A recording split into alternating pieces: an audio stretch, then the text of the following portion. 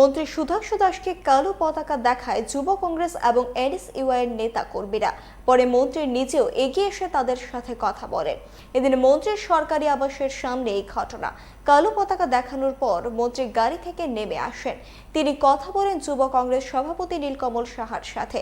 মন্ত্রী জানান, কোনো এক অভিভাবকের কথার তিনি সেই পোস্ট মুছে দিয়েছেন, তবে তিনি বিতর্কে বসার জন্য যুব কংগ্রেস নেতার প্রতি আহ্বান রেখেছেন।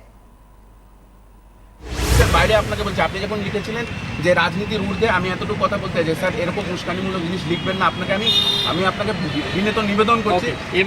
এবারে আমি আপনার কাছ থেকে আশা করছি, যেহেতু আপনি কংগ্রেসের কর্মী, আপনি যেহেতু হিন্দু, সালমান খুরশিদ বলেছে হিন্দু যারা তারা আতঙ্কবাদী এবং আইএসআইএস এবং বকো হারামের মতো টেররিস্ট। আমি সবচেয়ে প্রথমে আমার ত্রিপুরাকে হিংসার দিকে নিয়ে যেতে চাই না স্যার। আপনার কাছে আশা করছি এক নম্বরকে হিংসার দিকে নিয়ে যেতে চাই না। আমি আগে আমার নিজের ঘর ঠিক করব। আপনি আপনার কথাটা বলেছেন। আমি নিজের ঘর আপনি আপনার কথা আমার বলেছেন। ত্রিপুরাতে আমি অশান্তি আনতে চাই না আপনি তো স্যার। হিন্দু তো। হ্যাঁ, কলকাতার মেয়র ফিরহাদ হাকিম বলেছে যারা হিন্দু ধর্ম হয়ে মুসলমান হয়ে জন্মগ্রহণ করেনি এটা তাদের দুর্ভাগ্য। আপনি ত্রিপুরার মিনিস্টার, যারা মুসলমান হয়ে জন্মেনি এটা তাদের দুর্ভাগ্য।